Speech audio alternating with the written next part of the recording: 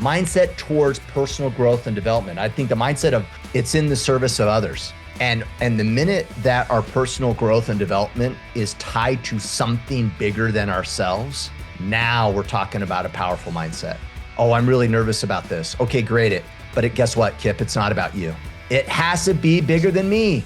The intent has to be, how do I get on the stage and serve the individuals that I'm going to speak to in a way that they walk off better than they were before they showed up?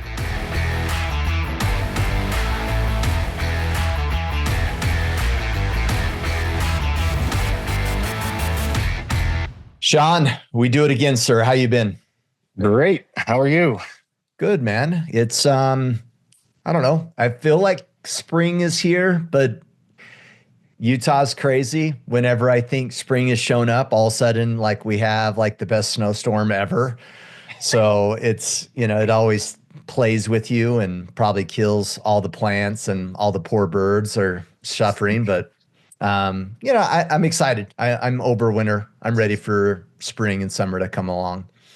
I agree. It's the same in Tennessee. It's bipolar weather, but the difference here is like nothing dies. It just keeps getting greener and prettier and more color and crazier. Yeah. When you're raised in the high desert, you don't realize until you go back east and you're like, oh, got it. This is what green looks like. Yeah. Yeah, totally. Well, we're going to field questions from the Iron Council today. And enrollment for the Iron Council is still open. We have a cohort still open. You guys, you have until the end of this week to sign up there and to join us in the Iron Council. The URL to read more and to sign up is orderofman.com/Iron Council. And as always, man, if you guys have questions, whether it's on YouTube or on the socials, ping us. We'll shoot it straight. One of the principles that I think is kind of profound about even our acceptance of new members in the IC is, guess who we want? Not everybody. And the reason why is because if you're not ready, if you're not willing to sacrifice and pay the price to join us and be ineffective, then it's not good for you. And guess who else it's not good for? It's not good for us. So if you're up for it, awesome, band with us. If you're not, let us know when you're ready. And so we're looking for men that are willing and able to step up and start playing on the court and get out of the bleachers and stop being a spectator. So once again, that's orderofman.com/Iron Council. Shawn, should we get right into the questions? Let's do it. Jump in. All right. So Noah McLaughlin, what lessons on mindset towards personal growth and development can we give our sons and daughters that will motivate them to lead a fulfilling life, that can lead them to do great things, that they will be remembered in history as great men and women that choose to make their mark on the world?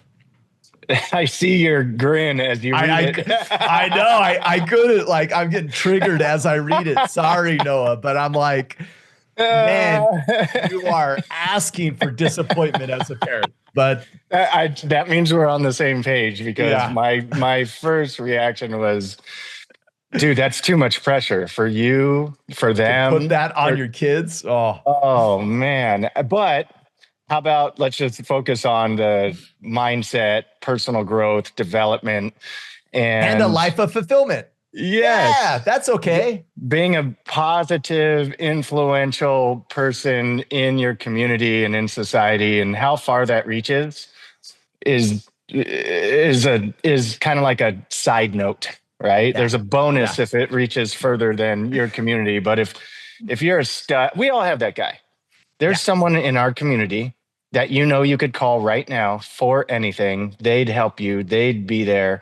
They have made and will make a difference in your life, but it might not stretch beyond the community. And you wish that their type of influence would go further.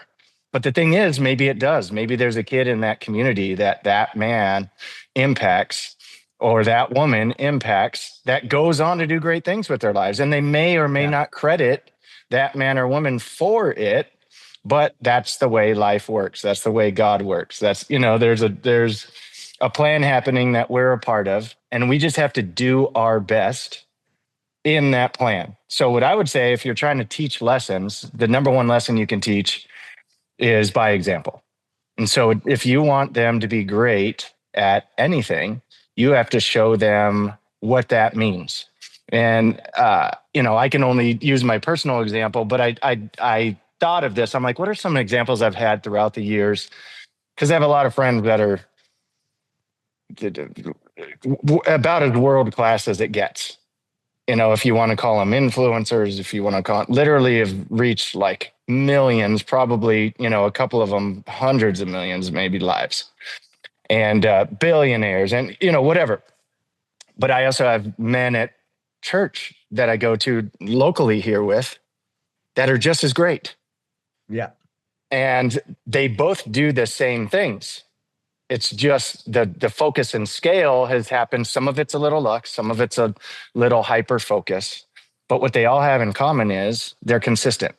And they're consistent in their actions, what they talk about, what's important to them, knowing their values, knowing what they want in life, having it written down, having goals, pursuing those things with excellence. Not meaning that they're perfect in the pursuit, but that they're constantly trying to improve and get better. And that automatically is going to show if you're that.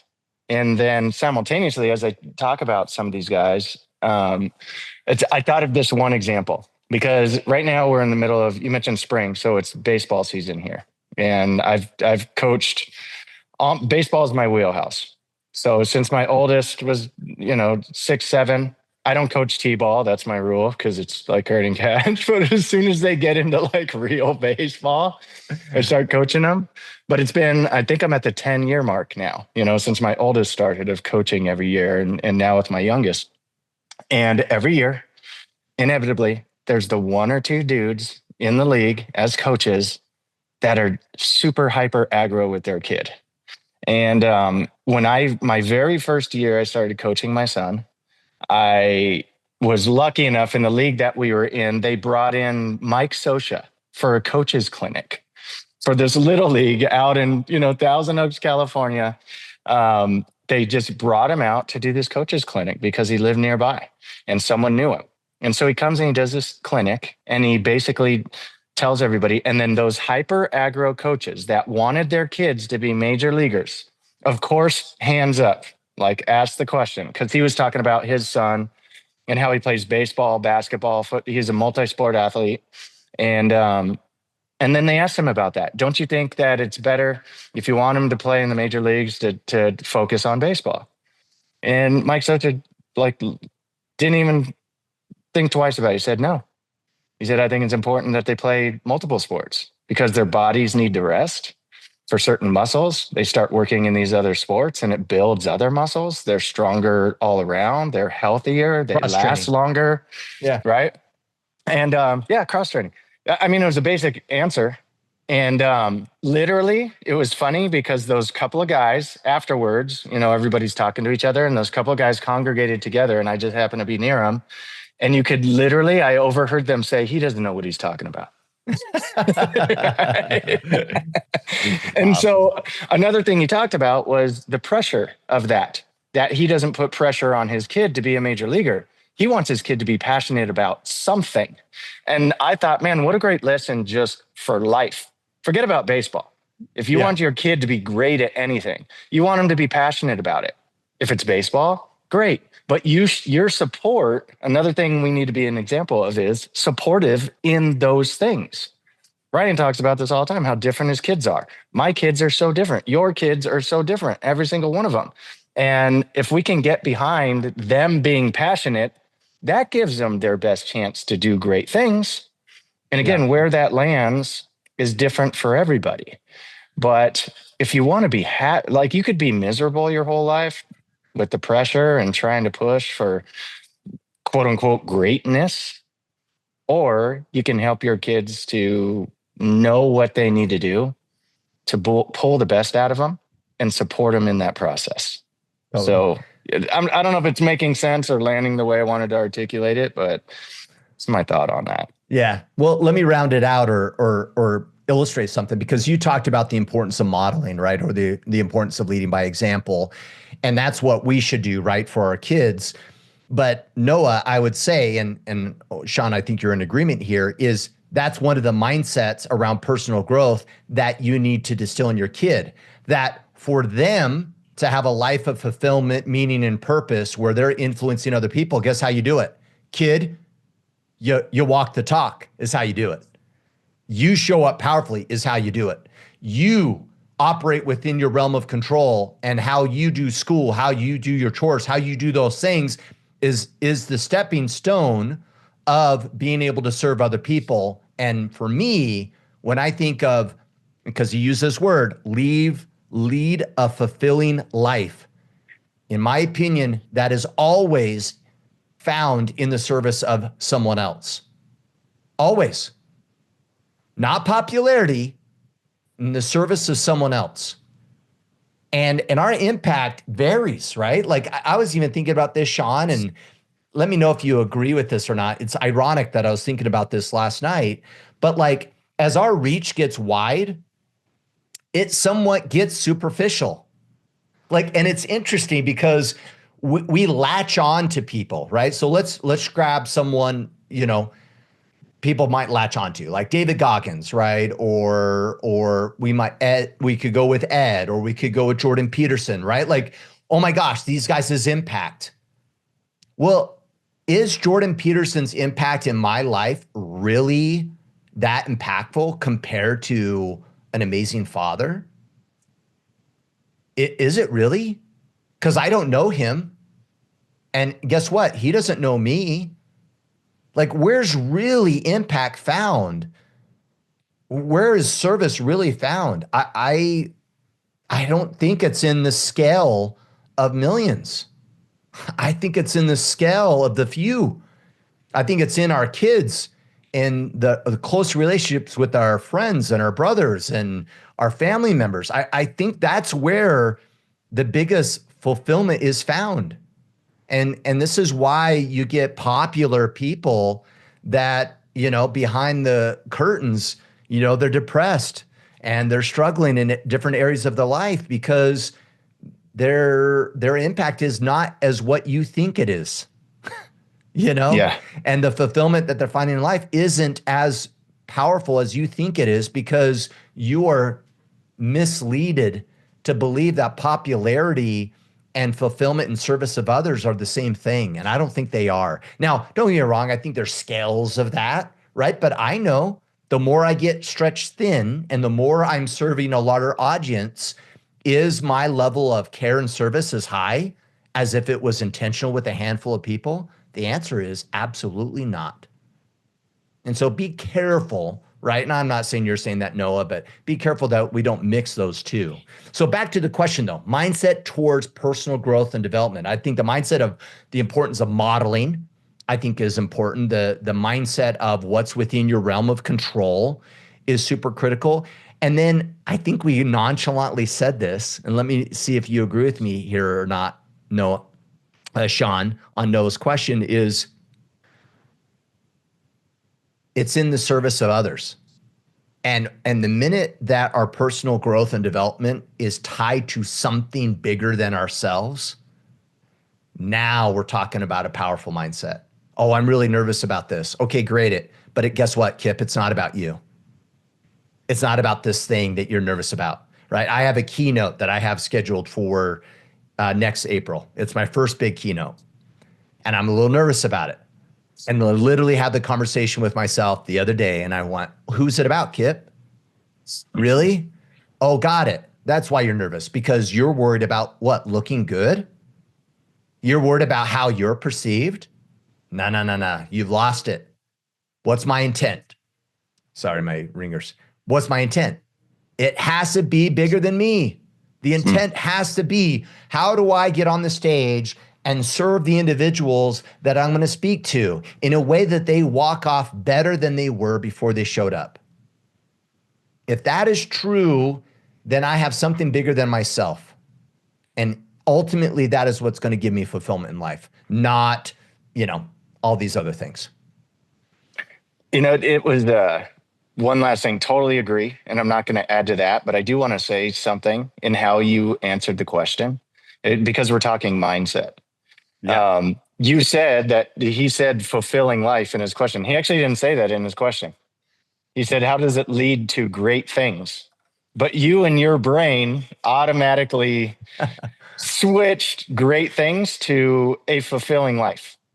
And I think that's important to note because a lot of people think of great things as scale, right? Like we were talking about, where it's actually more important that we're happy because you could scale anything, but if you're miserable, there's plenty of miserable billionaires, right? I mean, there's plenty of people that lead miserable lives, and you think maybe they've done great things, but at the end of the day, when they meet their maker again, it's can it be said to them, "Well done, good and faithful servant"?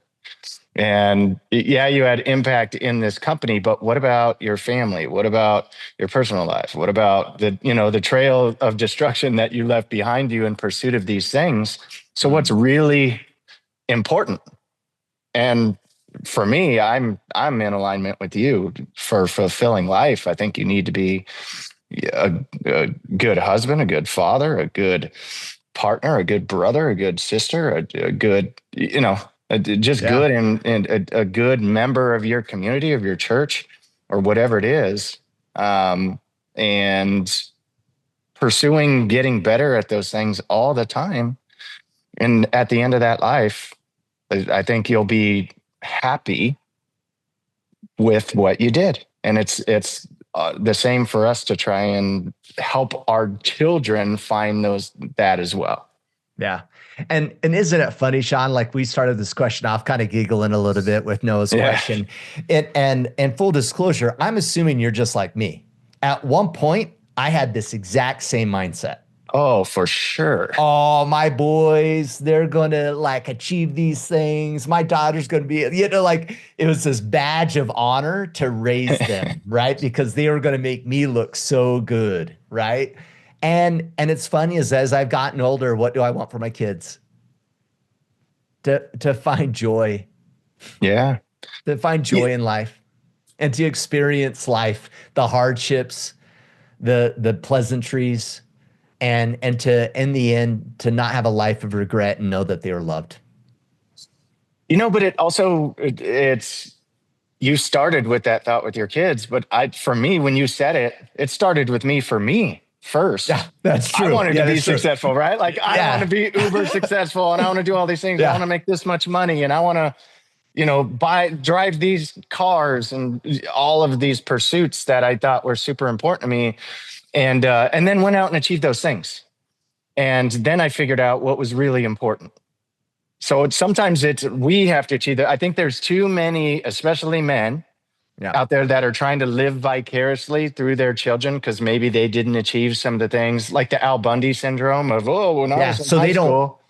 So they don't learn the lesson that it's not about those things. Yes. So they hold on to it and then their kids have to hopefully teach them that lesson. Yeah. And maybe their kids suffer through that because of it. Right. So that's why it's so important that we be those examples so that we can get to the point where we figure out what's really important. Yeah. So there you go, Noah. Hopefully we jumped all around that. A lot of pieces. But hopefully we gave you some thoughts to consider there. Jeremy Kofi, what role does humor play in being a strong man, husband, and father? I think for me, it's everything. But that's my natural personality. Yeah. And we can have different answers here because I know for you, naturally, your tendency is not to think humor first. It's to think results first. Yep. And I'm the opposite. Mine's like fun first and then results, so I think we, in our different personalities, it's easier for some than others, but I also think it's important and I not just important, I think it's vital. But where the importance comes in is that we never, ever take ourselves too seriously. And I think humor is a reminder of that because most of the instances that we find ourselves in our day-to-day are not life or death. Yeah. And if we only treat it that way, and we're only serious in everything that we do, we miss the joy in the process of these things. And that fulfillment we were talking about earlier, the fulfillment is just less if you can't poke fun at not just some of it, but most of it, of our jobs, of our lives, of ourselves, of the things that we do are silly, of our mistakes. There's too many of us that don't find humor in the mistakes that we make, and that causes misery in our lives, where just a little humor added in and being able to laugh about some of that would heal our hearts if we just allowed it. So that's my take. But again, for me, it's more natural. How do you feel? It's funny. There's a couple of thoughts that enter my mind, and I just want to illustrate your point that it's so solid, because, like, first off, no kid ever goes like, "Oh, my dad, he's so great. He's so serious all the time. Is highly effective." Right? It's like play is so important. And my kids remember the times when I was goofy and I messed around, and life was humorous, and fun. And so I know that, even though that's not my default, it will never be my default. But I know I'm in a better state. My kids are in a better state when I'm acting that way. And it's funny that this question even came up. There's all this alignment for whatever reason so far on these questions with last week. And so I was preparing my bio, right, for that keynote that I have scheduled for April, right? And like, we need this.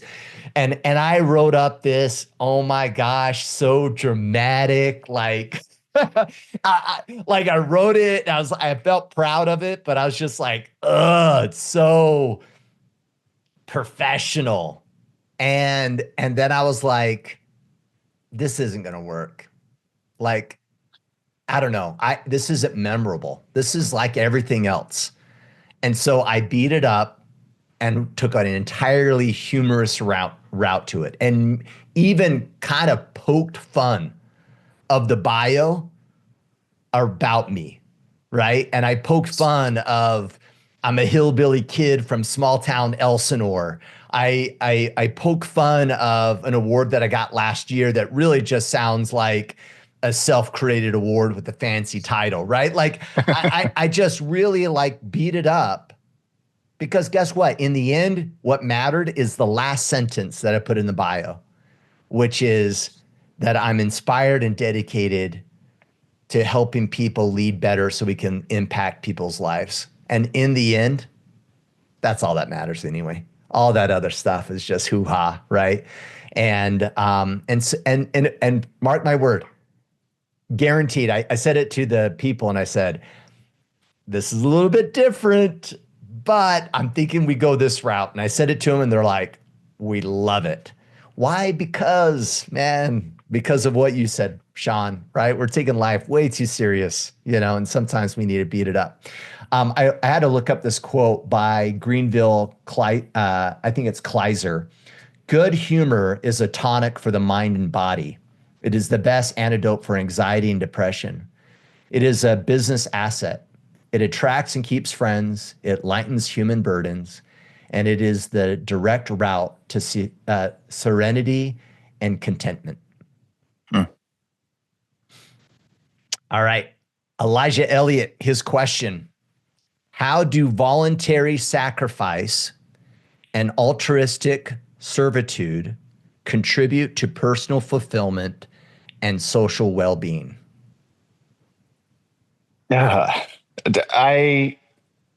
We answered it, I think, in the first question. But I will just add with Elijah's question that I can already tell Elijah is a much deeper thinker than I am, just by the way he worded that question. Yeah, you're like, be nice to people. It's a good thing. Next question. Yeah. That's right. Do what's right. Do what serves people. But I kind of want to he talks about voluntary sacrifice. All sacrifice is voluntary unless Otherwise, it's not. unless there's a draft, unless we're, in Yeah. a communist country, that kind of stuff, right? But it's not even sacrifice then. It's now something else, right? Yes. Yeah. It's just servitude. And so altruistic servitude sounds so deep. And I think altruistic servitude is just helping people for the sake of it's the right thing to do. Yeah. And again, kind of the deeper meaning of altruistic, I think people think deeper into how God views that, how the universe does it, how karma reacts to it. There's all these different words we can put onto it as far as altruistic servitude. But let's just go down to what you were talking about when we were talking about service. Nothing feels better than doing something for someone else, knowing that there's nothing they could do in return for you. Yeah. And that you stopping on the side of the road to help someone change a tire, it's so funny. I can think in my life, there's all these things that felt great, all these accomplishments, all these awards, like you were talking about, that I've received in my life. And none of them gets even close to, I was leaving an airport one time in Texas. I don't even know what part of Texas. I think I was in Austin. And I saw this couple on the side of the road, elderly couple, just kind of walking around their car, stopped, help them out. I was in a rental car and changed their tire for them. And it was so cute. Like the guy tries to slip me money and stuff like that. He literally like tries to put it in my pocket after I wouldn't take it and all this stuff. I ended up just taking his money because he wasn't going to, it made him feel good to give it to me. And, and like that was, I don't know how many years ago that was, but it's one of the things that stands out to me in my life that just felt so great. They literally were like, "Oh man, you saved us today. We had to do this, and we got it," and it was just such a simple, easy thing. I had the time, I stopped. And that one thing, I'm never going to see him again. I'm never and who knows what it helped him do that day and what that trickled into. But holy smokes, that felt better than any of the, dumb awards I could look around here that have sitting on shelves and stuff. I guess you could call that altruistic servitude, right? And those things feel great for a reason.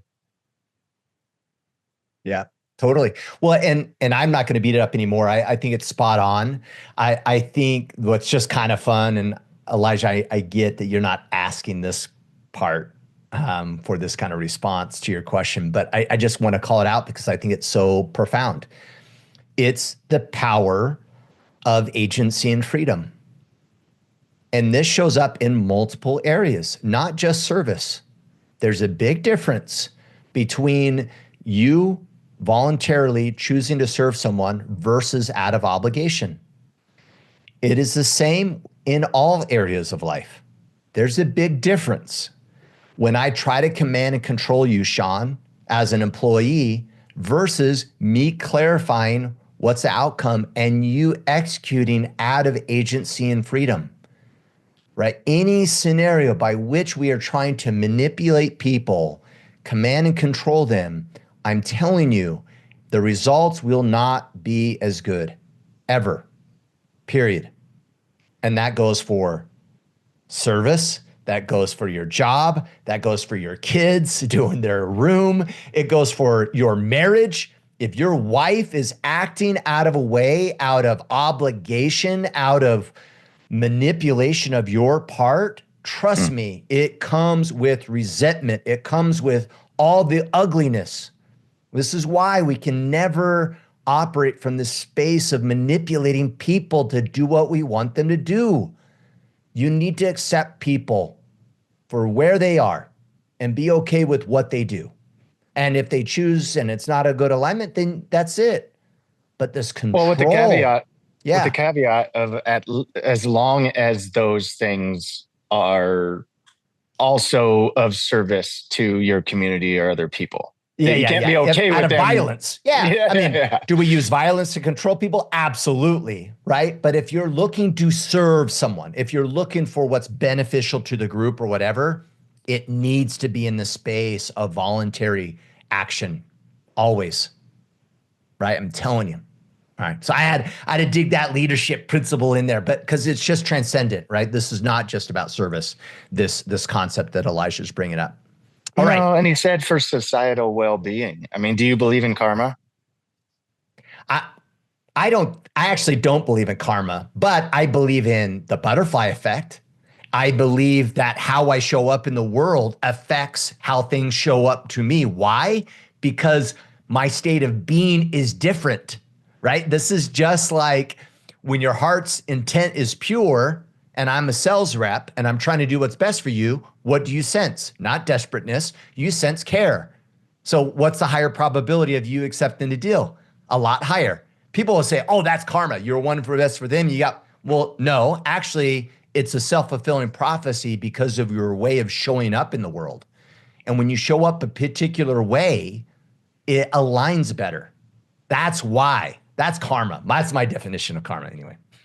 Yeah, well, that's why I asked, because I had Yeah, a feeling you didn't, but you believe in blessings, right?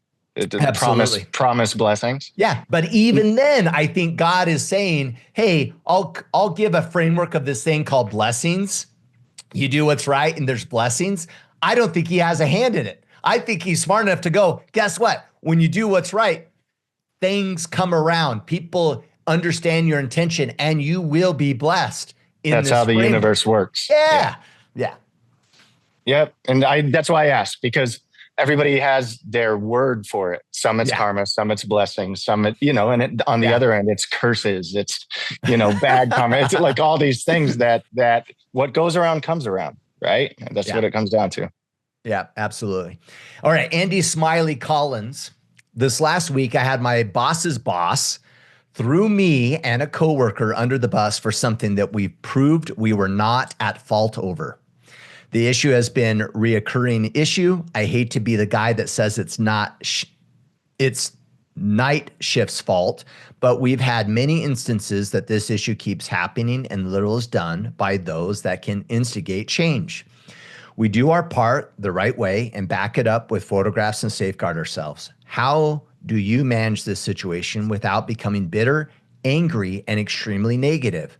This is an otherwise decent job, but not something I'm willing to put up with. Good stuff.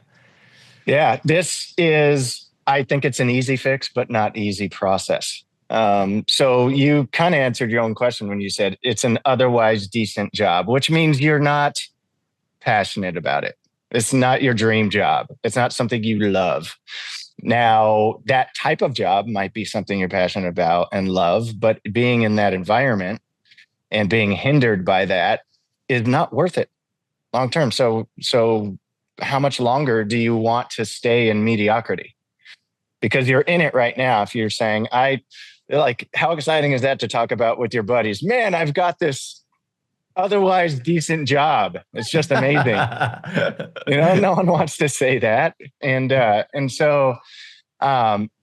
you also said not something I'm willing to put up with it. So then don't. I'd start putting the feelers out there, start putting out resumes, start asking people, if they're hiring, start calling other companies. And by the way, keep doing what you're doing in the job you're in. Keep documenting, keep having that stuff.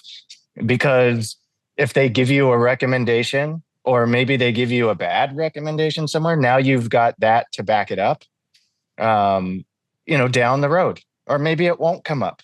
But I would start the pursuit, if you haven't already, of just finding somewhere else to go.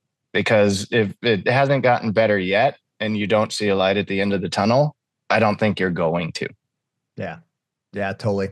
And meanwhile, right, as you're checking out whether this is the right job for you, I think there's some lessons to be learned in this process. Let me use an example. So, Shawn, you're my boss, and you identify there's an issue at play, right? Now, human behavior, let me pause for a second. Andy, there's power in empathy. Okay. So this is all based upon empathy. So Shawn's my boss. There's a fault. there's this issue. It's reoccurring. You're feeling the pressure by your higher ups and you're like, what the heck is going on? But you're not close enough to it, right, boss? You're what? My boss's boss, right? So levels away from the issue. So you don't know. You're not boots on ground, right? So, but based upon what you're hearing from multiple sources, you make a call. And that call is that I'm at fault. And so you communicate. Yeah, I think Kipp's at fault, man. Like based upon everything I've heard, I'm not boots on ground. I actually don't know. But in the grand scheme of things, I think it's Kipp's fault. And I come to the table to you, Shawn, and I go, that's not my fault. It's night shift's fault. And this is why, and I'm combative with you, that I help my circumstance or hurt it. Totally hurt the circumstance. On the flip side, Shawn, you come to me and say, hey, I heard this is your fault, Kipp, or whatever. And I go, man, I sure hope it's not. Let me dive into it and see where we went wrong so we can address the issue right away. In fact, I have some ideas that some things happening during the night shift may have played a part, but I don't know. I don't want to be accusatory. Lead by example, by the way. I don't want to be as accusatory and make assumptions without all the information, but let's resolve it. What can I do? What do you think I can do, boss, to level up to make sure this issue stops right away? Dude, I'm telling you right there. Shawn, what are you thinking about the second version? You're like, oh, Kipp's the right guy for the job. All of a sudden you're like, man, he's teachable. He's coachable. He's willing to identify the issue. Like, dude, I'm telling you, tit for tat, not my fault, someone else's fault, will never serve you. And you're taking it personal. Boss threw me under the bus. Boss is boss. Guess what? You think he just like saw your name on the board and says, I hate your name. I'm going to like criticize that guy? No, he probably has some data points, whether they're valid or not, that you're probably at fault. And so he made a call, right? And the more defensive you are in this circumstance will not benefit you. It will not. I promise you, it will not. And in fact, I'll give you an example. I was on a call with some people, and I heard an employee go, we had a situation that went south, and I had an employee say, there's nothing better we could have done. We've done everything possible. You know what my thought was? Got it. So you're incapable of solving a problem. So I should hire someone else and get rid of you. Like you've done everything and it still went south. Got it. You don't fix solutions. Right? Be careful how much rigidness you take on not taking fault for anything. Because otherwise it's like, well, then why are you here? I'll find someone that might at least consider that they played a role in it and help me identify root cause versus just allocating blame somewhere else or avoiding blame. Now, with that all said, it could be a really bad scenario, and this is like happens 100 times and you're not happy there. And I want to take away from Shawn's advice of like, hey, if you don't want to put up with it, exit. But also realize the human condition here and which approach serves you. If this doesn't work for you, then excellent, start exiting. But meanwhile, man, play the game a little bit, right? Help your boss win. Have some empathy on the boss's boss and deal with the situation that best serves people. Don't go for tit for tat, especially with the boss's boss. That's not going to work out well for you. Yeah, or anybody. And talking about pursuing something else, if you do pursue something else and you'd start seeing the same thing happen in other places, then it might be you and not this place. I don't know the backstory and how many jobs you've had before or how many experiences and how many working environments you've been in. But I can tell you, if you go somewhere else and you're having similar things happen, then you need to take a real close look at what Kipp is talking about and your personality and how you show up and how you react to how other people are showing up around you.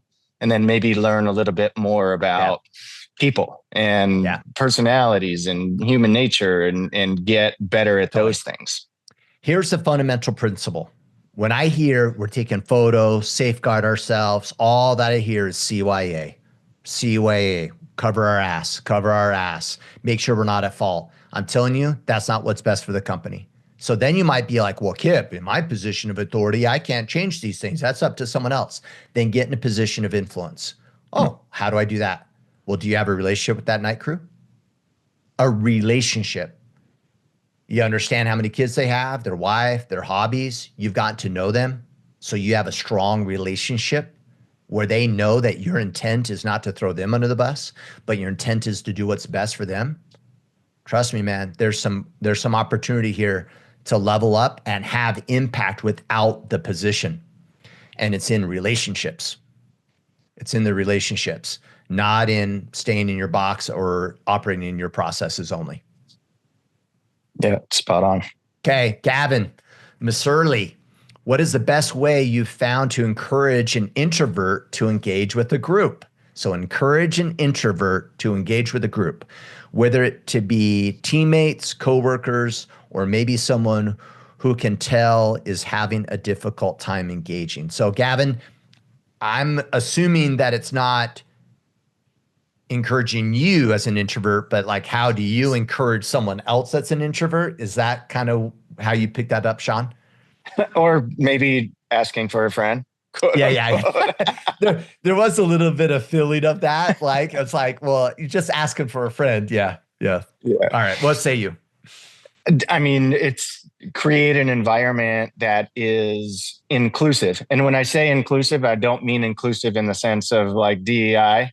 I mean in a sense Safe. of we were just talking about personality types, right? And not just safe, but that has everything in it where you can connect to the different personalities in the room, whether that's speaking and you'll like get this as a keynote speaker. And as a speaker in any capacity, but especially as a keynote, the best speakers, you mentioned Ed earlier and the impact and the reach. And the reason Ed is so great is because his personality is about as A-type as it gets. And I've been partnered with Ed for 25 years. So I saw him on the front end of his career and that super mega driven, gnarly, hardcore, high energy, in your face guy compared to you listen to his podcast now and he's like, oh, Ed's so sweet. He's so soft. He gets me. He understands me. He's so loving.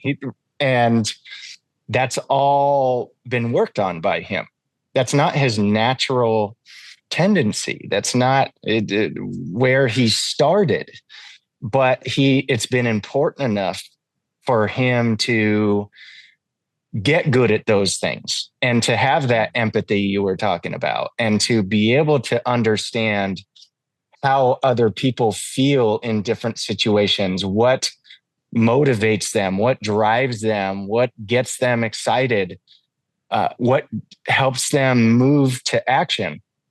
And he's built that into the way that he speaks. Now, if we're talking about an organization, you need to do the same and understand what triggers different personality types to take action and build those things into your company, into your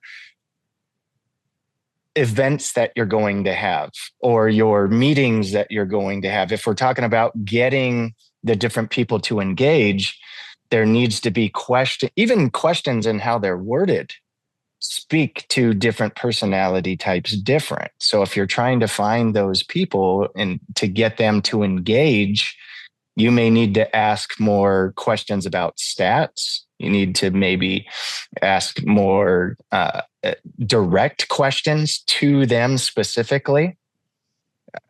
Whatever it is, you'll learn that as you understand the personality types better, but it needs to be inclusive in that all of the events, and that's what I'm assuming when you're talking about engaging in a group, all of the events that you plan, that you understand human nature enough. And it could be any of those things. Like what's the one about dogs, like different dog types? I'm a Labrador, I'm a pit bull, you know what I'm talking about? Like there's, and it's tied to people. You haven't heard? Yeah, it's tied to people. It's, I think Blair Singer's the author, but there's all these personality things, right? These profiling things, if you want to call it that. You could latch on to any one of those things and find enough about people and how to engage with them to include that in your events. Yeah. Yeah. I love it, man. I mean, I think at the root of this, right? Best ways to encourage an introvert to engage with the group, to help them understand that their label that you just used on them, introvert, does not define you. Yeah. And whether you have a natural tendency to be an introvert or an extrovert, it's not a set way of being. And so one, get past that it's not set, get past a fixed mindset, have a growth mindset. And I think the other thing is like help them understand the benefit of them moving beyond it. Right? If Shawn, if you're an introvert and you never engage with people and I wanted what's best for you, I'd probably want to have a conversation with you and say, Shawn, dude, right? Like you're hurting yourself, right? Your lack of desire to engage with people hurts you around to your ability to impact others, to serve others, to be more effective in your job, right? Like, and I believe that you're fully capable to rise above it, just like Ed did, right? And learn to be more empathetic or whatever, and make it bigger than yourself. And there's some value in it. So let's go, right? And so I think those are the key things. Let go of the label that doesn't define you. Have a growth mindset. Second, man, the impact of you choosing to be stuck in that box hinders your impact and the ability to progress. You know, and if you were quote unquote asking for a friend, then you need to be willing to be a little more uncomfortable in those social situations. And not that you have to go talk to everybody and make yourself be awkward, but you will start to learn, if you're in a group for long enough, who has similar interests as you. It could be one little thing and you find that person and then you go talk to them about that thing. And that's where you start. And then maybe that leads into other people showing up in the conversation and you build from there. But you make yourself uncomfortable, pay attention, find those people with at least one similar interest that you have where you can start the conversation in that thing and see where that builds. Yeah. And then do it more. Yeah, I love it. I love it. All right, Dalton Harward. How do you advise someone trying to rebuild a social circle go about it while balancing a busy home life? I have a 7-year-old and 3-year-old triplets. Well, 7-year-old and a 3-year-old triplets. And I feel like I'm not working. My main focus should be giving my wife relief. We have no help from family and with kids. So obviously he's in a season, 3-year-old triplets. Got it. Yeah. And trying to rebuild social circle.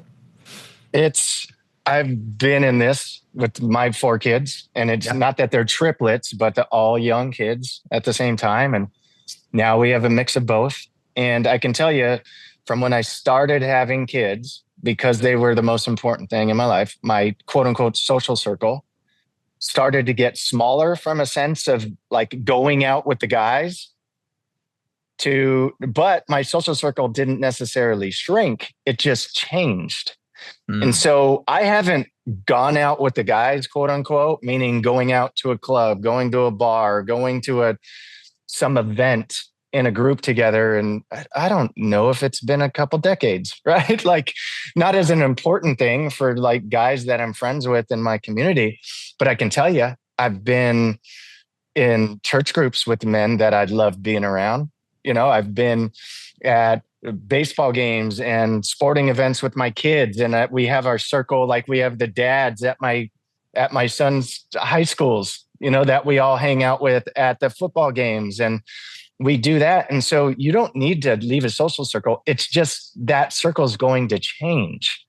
You don't have to hold on to every friendship that you've had your whole life because that's what you've always done, and the way you hang out doesn't have to stay the same for you to have a social life. So for me, it's been kind of with whatever the kids are involved in, meeting the new parents in those different places and creating relationships and building there. And then for me, that like going out with the guys, I don't have that, but I have jujitsu. I can still go into jujitsu 3-4 times a week and roll with the guys and have a brothership with those guys, like the brotherhood with those guys and a connection with those guys. And like, we don't go hang out and drink and, do that stuff together, but I see them every week. That's a social circle. So maybe you just need to redefine what you're calling a social life. Yeah. Totally. Well, and you're parents of young kids, right? And so the more you integrate your kids into whatever you're doing, the better. Just heads up. I know you're not asking for that, but it's like, man, if you like trail running, start trail running with them now at 3. Oh, but Kipp, find a way, man. Right? I'm telling you, it's good for the kids. It's good for the family, right? Like, bring them along, integrate them. Don't you integrate to them. Right. And find yourselves like cabin fever, stuck in the house all the time. Right. Like, really good point. You're going to have to redefine what life looks like, especially with that many littles. Trust me, you can figure it out. And it's going to be great. And you're going to be happy that all those scenarios where it would have been easier just to stay at home and because of the kids and they're very difficult to get out. Trust me, whenever that crosses your mind, load them up, go out anyway. You're going to be better off for it. And involve yourself in those social circles, like Shawn's saying. Just bring the kids along, and it's going to be a good time. Yeah, it'll be different, but it's going to be just as rewarding, and you'll be just as happy, and you'll feel just as good with the people that you're socializing with. Totally. I mean, it's like you said, redefine it. All right, it's a season, and you're going to have to redefine what that looks like. So. Cool, man. Well, top of the hour, man. I got to wrap up. So, and we covered them all. So we got through the questions, at least from the Iron Council. That's a big call out, guys. The Iron Council is still open. If you want to band with us and join us there, orderofman.com/Iron Council. The other thing is we have the Men's Forge event that is May 1st through the 4th coming up this summer. To learn more about the details, that's themensforge.com and join us at that event. Shawn, how do you guys get connected with you?